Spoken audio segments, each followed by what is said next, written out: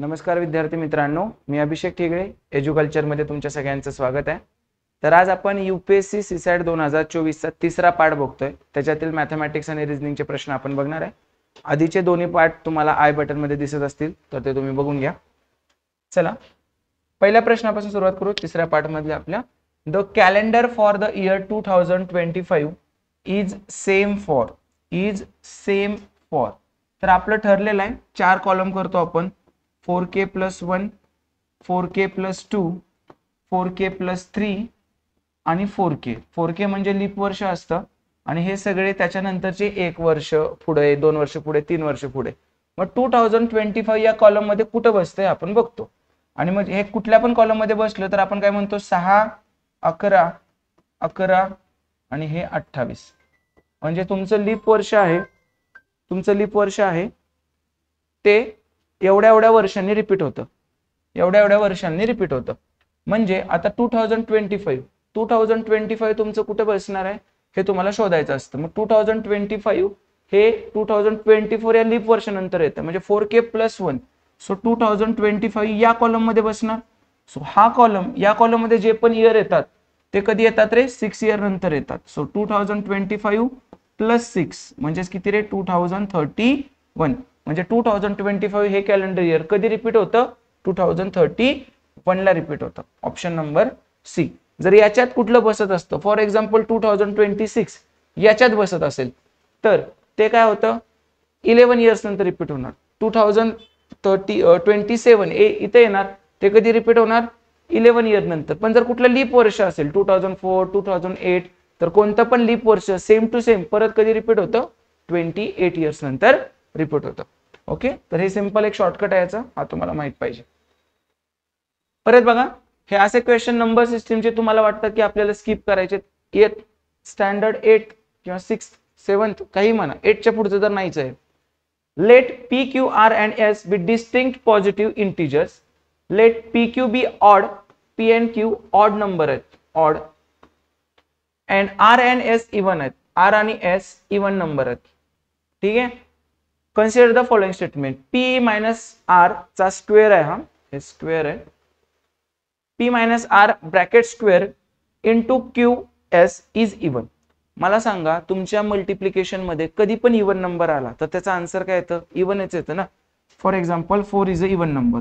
4 into तुम्ही 5 केलं तरी ते 20 येते, 4 इंटू तुम्ही 6 केलं तरी ते 24 येतं। म्हणजे काही जरी केलं इवन नंबरला तुम्ही कशाने पण मल्टिप्लाय केलं तर त्याचा आन्सर काय येणार आहे इवनच येणार आहे। मग मला सांगा इथं एस इवन आहे, आपला एस इवन आहे, ह्यानं मल्टिप्लायच करतो ना आपण आतमध्ये काही जरी केलं तरी मल्टिप्लायच करतोय आपण। मग इवन ने मल्टिप्लाय केलं तर त्याचा आन्सर नेहमी काय असणार इवनच। So first is correct. Next q minus S आणि q चा स्क्वेअर इंटू एस, इथं पण एस आहे इज इवन। डेफिनेटली जर तुमचा इवन नंबर असेल त्यानं कशाला पण मल्टिप्लाय करा तुम्ही त्याचा आन्सर काय येणार आहे इवनच येणार आहे। दिस इज ऑल्सो करेक्ट। परत q + r ब्रॅकेट स्क्वेअर आणि p + s इज ऑड। आता q + r odd plus even odd असतंय आणि ऑडचा स्क्वेअर ऑडचा जर तुम्ही स्क्वेअर केला ऑडचा स्क्वेअर ऑडच होतो 5 चा स्क्वेअर 25 7 चा 49 ऑडच होतो म्हणजे याचा आन्सर ऑड येतंय। आणि p + s म्हणजे ऑड प्लस इवन पण काय असते ऑडच असते। सो याचा पण आन्सर ऑड येतंय। सो ऑड इंटू ऑड नेहमी काय येणार आहे ऑड आणि त्यांनी पण काय म्हटलंय ऑड। सो हे सुद्धा काय करेक्ट आहे। मी तुम्हाला नेहमी एक एक्झाम्पल देतो यूपीएससी आणि इतर एक्झाम मधला डिफरन्स काय। इतर एक्झाम तुम्हाला काय विचारतात 5 × 4 किती, मग तुम्ही लिहिता 20। यूपीएससी ला हे नको आहे, यूपीएससी ला काय पाहिजे odd into even is even, odd into odd is odd, even into even is even, हे सगळं परत प्लस मायनस मध्ये। यूपीएससी इथं आहे, पुढचं त्यांना कॅल्क्युलेशनची गिनतीनं नाही। 2 पार्ट बघितले आपण, बोर्ड रफ केला का इवन सगळी जागा पण नाही यूज केली आपण बोर्ड मधली, कारण तुमच्या कन्सेप्ट क्लिअर असतील तर तुम्हाला सीसॅटचा पेपर अवघड जाणार नाही। सो ऑल करेक्ट येणार 1 2 and 3। Next question, what is the angle between the minute hand and hour hand when the clock shows 4:25? when the clock shows 4:25 so angle काय असतो theta is equal to 11/2m minus 30h। हा angle काढतो आपण, मग 11/2 m किती आहे 25 minus 30 into h किती आहे 4। सो करूया आपण. एवढं बघून ह्याच्यातून एवढं तर कळतंय की हे पॉइंट मध्ये येणार आहे, इथं पॉइंट आहे म्हटल्यावर आन्सर जर पॉइंट मध्ये येणार असेल तर हे दोन आन्सर कधी असतील का? हे दोन कधीच असणार नाहीत. हे डिग्री आहे, हे डिग्री आहे सगळं. ठीक आहे, ओके. तर मग बघा आता हे किती येणार 12.5, मग -30 × 4 120, आणि इकडे काय येणार 11 × 5 = 55, 5 11 × 2 = 22 आणि 5 = 27, 2 11 × 1 11 आणि 2 13. So 137.5 - 120 that is 17.5 degree. 4:25 कितीचा अँगल होणार आहे? 17.5 डिग्रीचा अँगल होणार आहे. Option number C. हे 0 बरोबर घ्या, टायपिंग मुळे तसं झालेलं आहे. हा सिंपल, याच्यावर UPSC ने प्रत्येक वेळी एक क्वेश्चन विचारलेला आहे, फक्त हा फॉर्म्युला तुम्हाला माहित पाहिजे. नेक्स्ट पुढचा प्रश्न बघा. What is the number of 5 use in the numbering a 260 page book.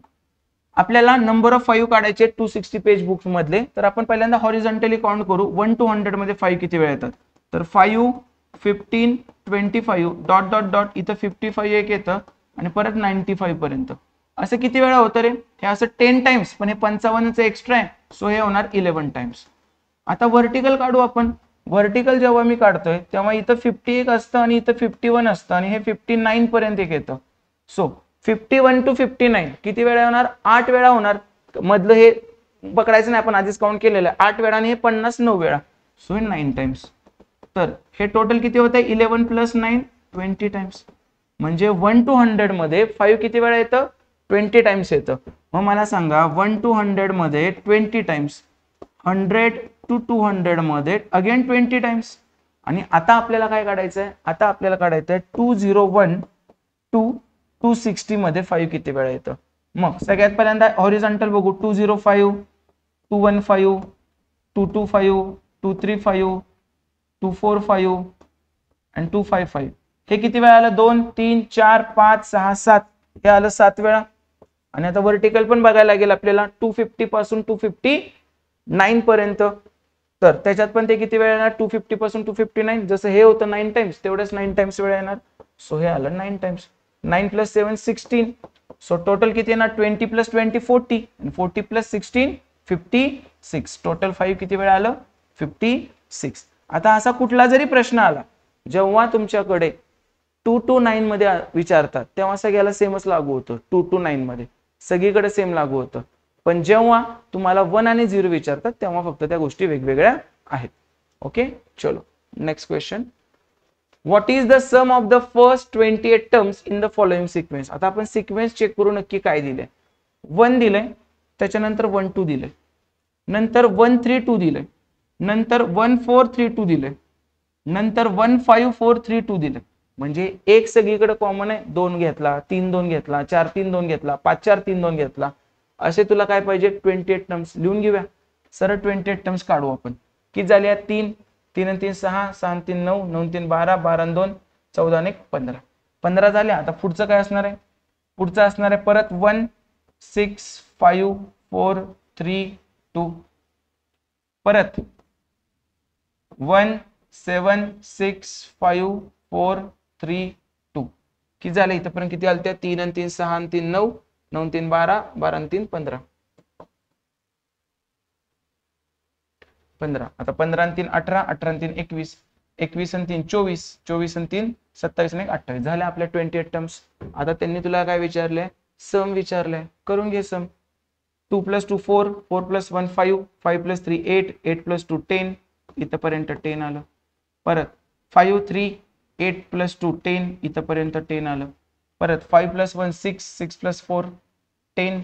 इथपर्यंत 10 आलं. परत 3 आणि 2 5, हे 5 आलं इथपर्यंत.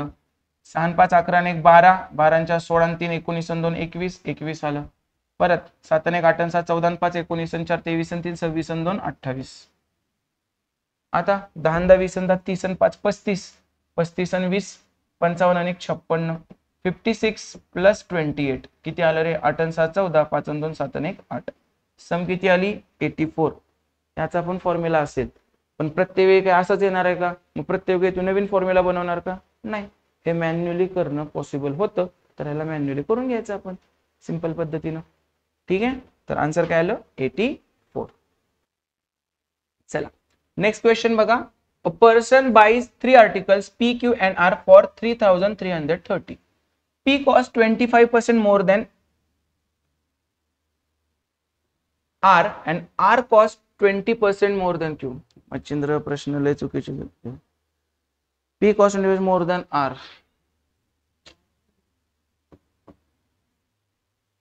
काय काय मिसिंग झालं रे मग. ठीक आहे,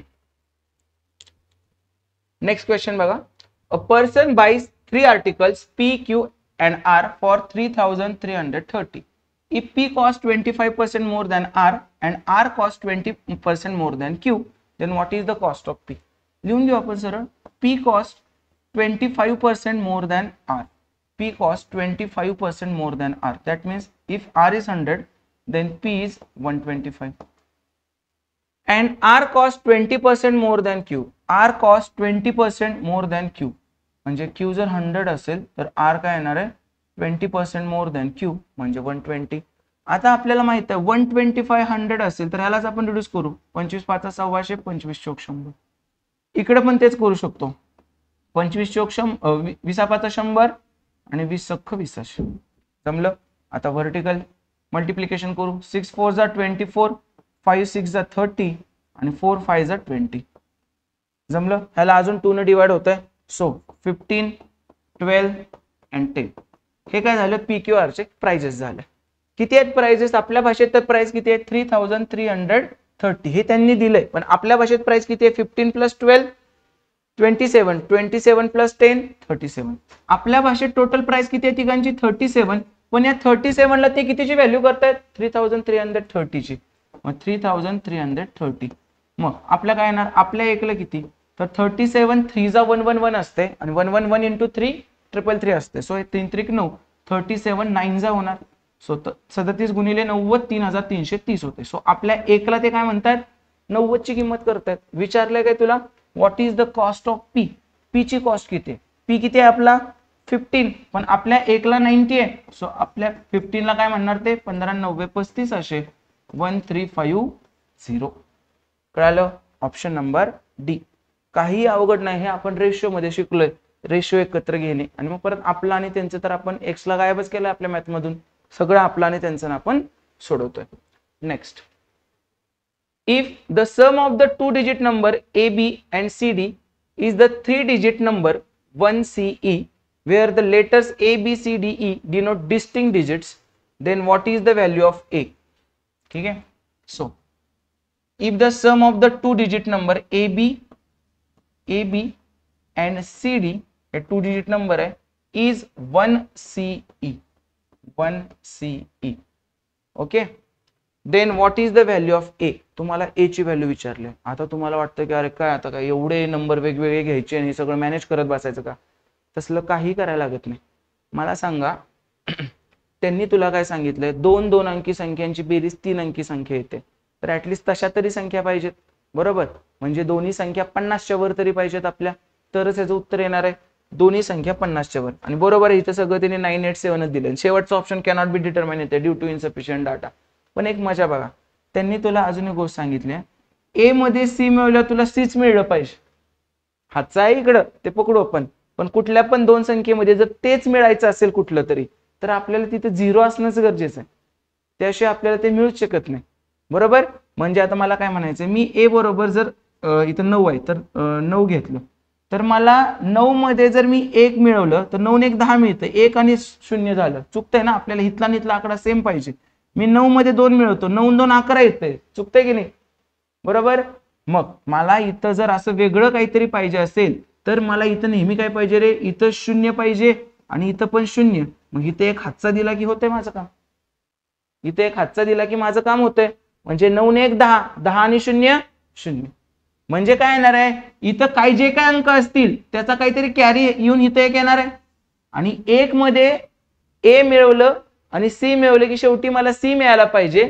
तर डेफिनेटली ए च्या जागी तुम्ही कुठला पण अंक ठेवा तर तो एकच अंक बसणार आहे 9. बाकी दुसरा कुठला तुम्ही ठेवूच शकत नाही.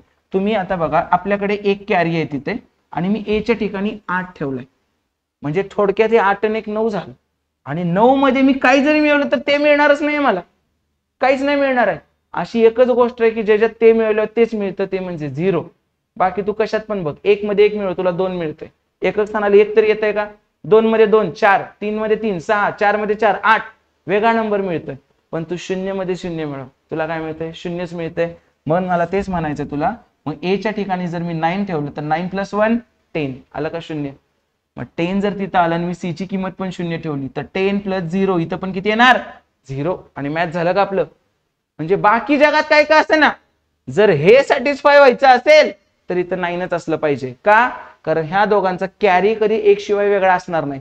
लयत लय दोन्ही पण अंक जर मी 9 जरी 9 पकडले तर 9 9 18 होते ना, हातचा एकच येतोय, हातचे 2 येणार आहेत का कधी? नाही.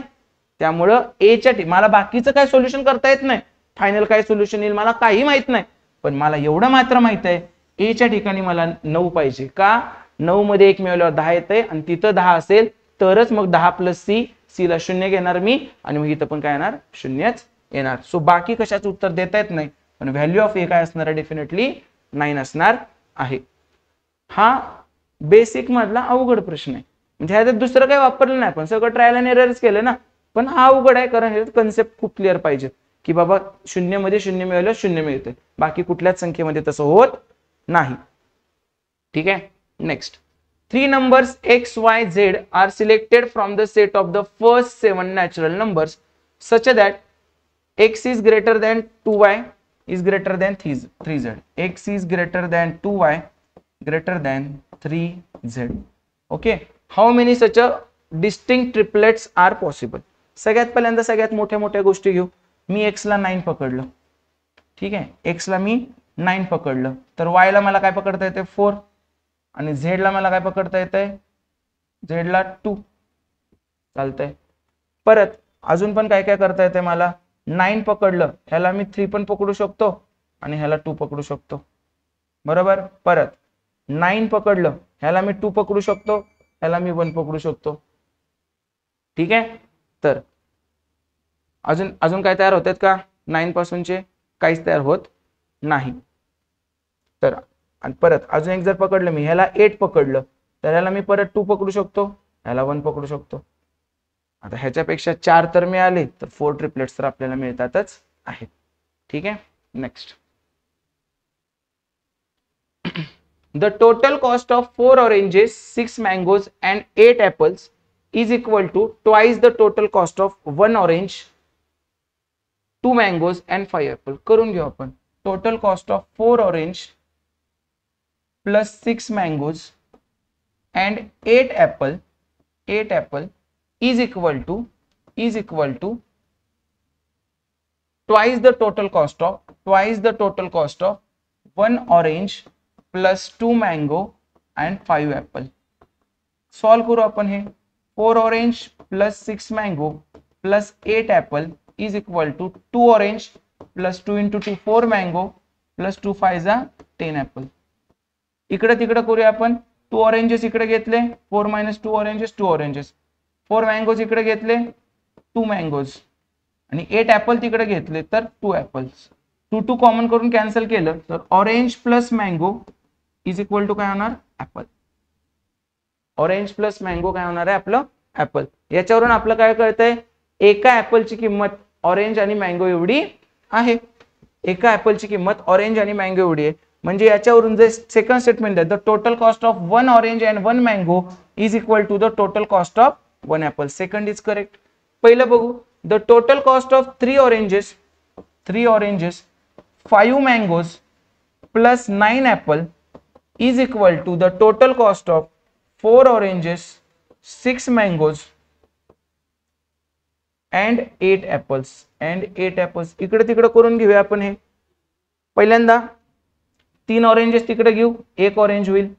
5 मँगो तिकडे घेऊ, 6 मँगो वजा 5 मँगो 1 मँगो होईल. 8 ऍपल इकडे घेऊ, ऍपल. इथून पण तेच मिळतंय, म्हणजे first statement is also correct. So both the statement are correct. त्यांनी विचारलं काय बघायचं, गिव्हन अबव आर करेक्ट विचारले, सो बोथ 1 and 2. नेक्स्ट, हे रेस टू आहे, 32 raised to 5 and 22 raised to 7. 32 raised to 5 plus 22⁻7. Okay, असं त्यांनी विचारले इज डिव्हिजिबल बाय. सगळ्यात पहिल्यांदा आपण काय करू शकतो, या 32 ला 2च्या फॉर्मॅटमध्ये लिहू शकतो.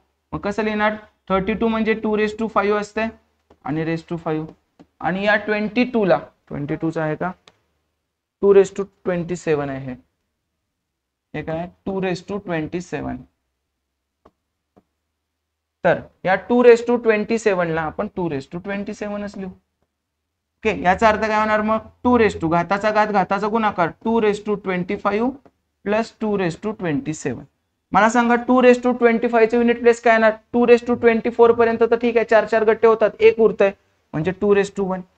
परत 27 4 चे गट्टे, पॉवर ऑफ सायकल किती आहे, 2 ची 4 आहे. सो 27 ला 4 न भागलं, 4 × 24 उरले किती 3. सो 2⁻3 उरतंय. 2⁻1 2 plus 2⁻3 8, 8 plus 2 10. म्हणजे याच्या युनिट प्लेसला हे जे काय मोठं फंक्शन असेल त्याच्या युनिट प्लेसला किती आलंय 0, आणि युनिट प्लेसला 0 असेल तर त्याला 10 ने डिवाइड होणार का, होणार. मग आता ह्याच्यात काय वापरलं आपण, power of cycle. Power of cycle की जी किती असते 4 असते, म्हणजे 4 ने डिवाइड करायचं मग राहिलेला इंडेक्स घ्यायचा आपण. ठीक आहे, next. Let p and q be positive integers satisfying p is less than q and p plus q is equal to k. What is the smallest value of k that does not determine p and q uniquely? आता simple आहे, what is the smallest value of k, आपण एक एक value टाकू. p plus q is equal to, जर पहिला option 3 असेल तर p आणि q ची व्हॅल्यू काय होणार आहे, p लेस पाहिजे, सो p1 असणार q2 असणार. दुसरं काय येतंय का, 1 + 2 3. आता सेकंड ऑप्शन घेऊ आपण, p plus q जर 4 असेल तर काय होणार आहे, हे 1 येणार आणि हे 3 येणार. अजून दुसरं काय येतंय का, नाही, म्हणजे युनिक व्हॅल्यू येते 1 and 2 1 and 2. आता मी p plus q 5 घेतलं, p plus q जर मी 5 घेतलं तर व्हॅल्यू काय काय येतात बघा, एक तर 1 4 येईल, परत 2 3 पण येईल, म्हणजे युनिक येतात का व्हॅल्यू, नाही, 2 पॉसिबिलिटी भेटल्या ना. मग 2 पॉसिबिलिटीला म्हणजे k म्हणजे काय असणार आहे 5. 6 मध्ये पण खूप पॉसिबिलिटी भेटतात, पण त्यांनी काय विचारले, what is the smallest value of k that does not determine p and q uniquely. एकमेव, जसं इथं 3 आल्यावर 1 and 2 एवढेच कॉम्बिनेशन आहे, दुसरा कशाची बेरीज 3 येतच नाही. तू म्हणशील सर 2 and 1 घे की, 2 and 1 कसं घेणार मी, त्यांनी सांगितले ना p should be less than q म्हणजे 1 and 2. इथं पण 1 and 3 येते, 2 and 2 येणार का, नाही का, इक्वल होते. आपल्याला p should be less than q पाहिजे. ओके, ह्याच्यात घेतलं तर 1 4 येतंय, 2 3 येतंय, दोन व्हॅल्यू आल्या, त्यामुळे हे चालणार नाही.